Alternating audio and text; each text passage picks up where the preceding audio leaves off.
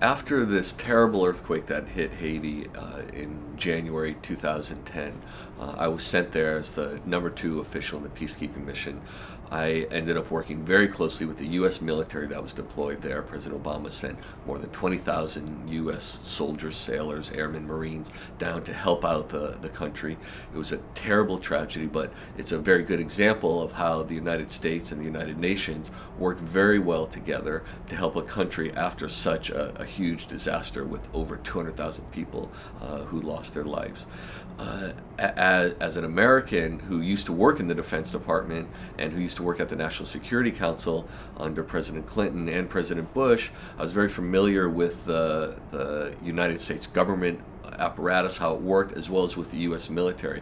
So it was a very good experience for me working so closely with the U.S. military, the best military in the world. And we were able to make a big difference in the country at that time, get it back up on its feet.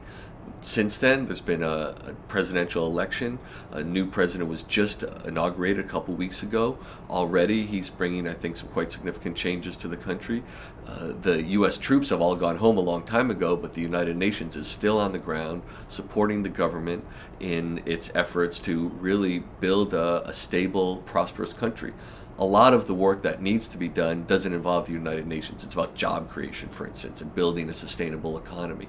The U.S. has played a big role there. Congress has passed very valuable legislation that gives Haiti some preferential trade treatment, and that hopefully will be a critical element of a broader comprehensive strategy for Haiti that involves the security role of the United Nations, the institution building role of the United Nations, the trade and economic role, whether it's from the United States or other UN entities that are being played to help support the government. And I think this comprehensive strategy will hopefully allow Haiti to develop in the direction we all want in the coming months and years.